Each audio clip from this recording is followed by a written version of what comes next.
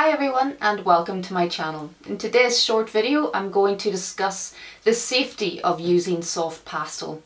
It's a question I get asked all the time. Are pastels toxic? So today I'm going to talk about what exactly soft pastel is and some of the problems associated with it, and then give you some tips on how to set up your studio to work safely with pastel. I have lots more information on soft pastel and how to make use of this wonderful medium right here on my channel. Be sure to take a look through all of my playlists here on YouTube and please do subscribe. Then if you want even more, check me out on Patreon. You can browse my full tutorials library on my website, emmacolbertart.com.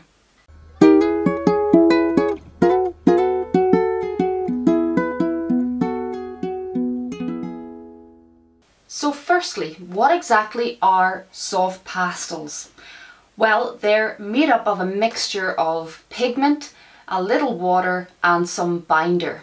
There isn't really much, if any, chalk in them. It's almost entirely pure pigment. The way I look at it is they're pretty much just like paint, only they've been made into more of a paste and then rolled and dried out into sticks. This process is extremely delicate, with each colour requiring a very specific and different recipe. I've been lucky to have a sneak peek at the recipe book at Unison Color Soft Pastels headquarters, and it blew me away just how precisely each colour is made. But maybe you've noticed when you've purchased a box of pastels recently that it has come with a toxic warning symbol on the box. Now, depending on what country you're in, certain mediums will come with warnings like this. Is it anything to worry about? I'm going to talk mostly about Unison Color, as I know this company well and I can attest to their quality and their ingredients. But I would advise doing some research on the pastel brand that you're using, as they may differ. However, I know that the better quality handmade pastels are on the whole safe to use. But here's what Unison had to say about the safety of their pastels. The toxicity levels in Unison pastels are so small, hence our safe rating. The pigments used include cadmium pigments and cobalt pigments, which are less hazardous than cadmium or cobalt compounds, as they are extremely insoluble. This reduces the risk of absorption into the body and also greatly reduces any environmental hazard.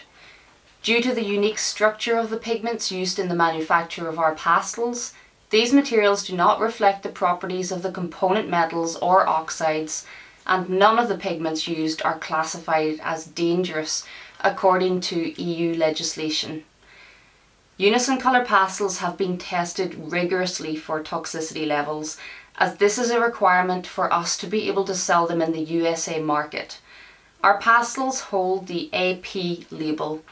The toxicologist report states, "This product is not a toxic or hazardous substance as defined by CFR 1503 of the Federal Hazardous Substances Act. It does not require acute or chronic hazard labelling." Well, I know that that's quite long-winded, but I just wanted to give you the official statement from Unison on this subject. I think what we need to understand about pastel is that it's pretty similar to other mediums in its makeup. What sets it apart from the other mediums is its ability to become airborne, and to me that's where the only problem with soft pastel lies. Now, this can affect different people in different ways. Certainly people with underlying respiratory problems may notice some bad side effects. But having worked in soft pastel for more than 25 years, I've never had any bad effects from it. But this is in part due to the precautions that I take and the way I keep my studio. So now I'm going to share some tips with you on things that you can do in your studio to take precautions against any risks from using soft pastel. The first couple of ideas are quite obvious. You could wear a mask or even gloves while you work. Now, I don't wear either of these things, but I know many pastel artists who do. This will depend on the individual. If you feel in a high risk category with existing respiratory problems, then a mask would be advisable. I produce so little airborne pigment while I work that I don't feel the need to wear a mask. However, the pastel makers at Unison do wear masks, but this is mainly due to the high quantity of pigment and powder that they're coming in contact with on a daily basis. As for gloves, I really don't think that it's a big risk to get this stuff on your hands. It washes off easily, and it really doesn't have enough of anything harmful to penetrate into your skin and cause damage. I'm sure I have much more toxic household items in my hand on a daily basis. And I think most of the artists who wear gloves do it more because they don't like the feeling of pastel on their fingers. For me personally, I love having messy hands. And in fact, one of the pastel makers at Unison said that some of the pastel makers don't even wear gloves. And those who do it simply because they don't like the feeling of it or the mess involved. So if the people actually rolling the pastels are not wearing gloves, I think it's safe to say that it's okay to get pastel on your hands. But there are many precautions that you can take if you're still worried about the risks. How can you make your studio a safer space for soft pastel? Well, the first tip is to avoid blowing the pastel dust off of your work. Work upright on an easel and let any loose pastel dust fall to the bottom into this little channel on your easel. Some artists put an extra lip here to actually catch the pigment, and some artists even collect this pigment and turn it into a pastel when they have enough. But the last thing you want to create is a cloud of dust. So actually a fan in your studio room can be a bad idea, as it tends to make all dust particles airborne. I may give a very light puff somewhere occasionally just to remove a speck or two of dust that's out of place. But generally speaking, I really avoid blowing on my artwork. An alternative is to take your painting outside and hold it face down, then tap it on the back. This removes loose pastel and avoids it floating around your studio. It's always handy to have a damp cloth in a pastel studio. You can use it to wipe your hands when you're working. And I always advise to wipe down any surfaces in your studio with a damp cloth and avoid those particles becoming airborne. I am not the cleanest person in the world, but I do make an effort to wipe down the surfaces in here and at least try to keep my studio a little bit more organised. But because I like to keep all of my pastels out so that I can see them all together, these little pastel boxes do get dusty. And not always just pastel dust, sometimes general house dust, dog and cat hairs, everything.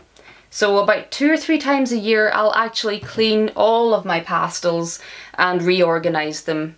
In general, you do need to clean a little bit when you work in soft pastel. My house tends to be a little bit dusty at the best of times, so for me it's not a huge problem. But if you're quite house proud, then perhaps soft pastel will annoy you a little bit. That's why having a designated pastel space is recommended. Avoid using pastel anywhere close to places where you prepare food or where you have drinks and food. Also avoid eating or drinking when you're using your pastels. And it's good to have ventilation in that area. If you have a window close to you that you can have open, it's great to have some fresh air flowing through while you work. That's pretty much what I do with an open window, and I find that that's enough for me. But you could take it a step further and invest in an air filter. Again, I know many pastel artists who do this, and it seems to be a good solution for those struggling with the amount of pastel dust in their workspace. The final tip is to make sure that you're using the correct materials that work for you. Some of the cheaper pastel brands produce more dust, and some of the different pastel papers also produce more dust. The thinner textured papers can be dusty, while the thicker coated papers like Pastel Mat grab the pigment better. Although some of the rough sanded papers can also be a little bit dusty.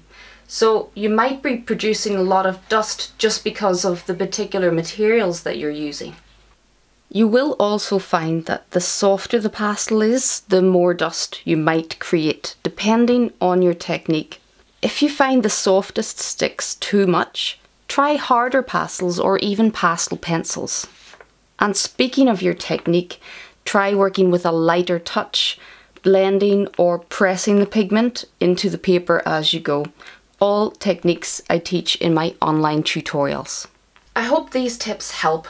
I've wanted to make this video for a long time because it's an important issue, and also there are still so many misconceptions about soft pastel. In this case, it's true that there are some risks associated with it, but with common sense these can be easily avoided for most people.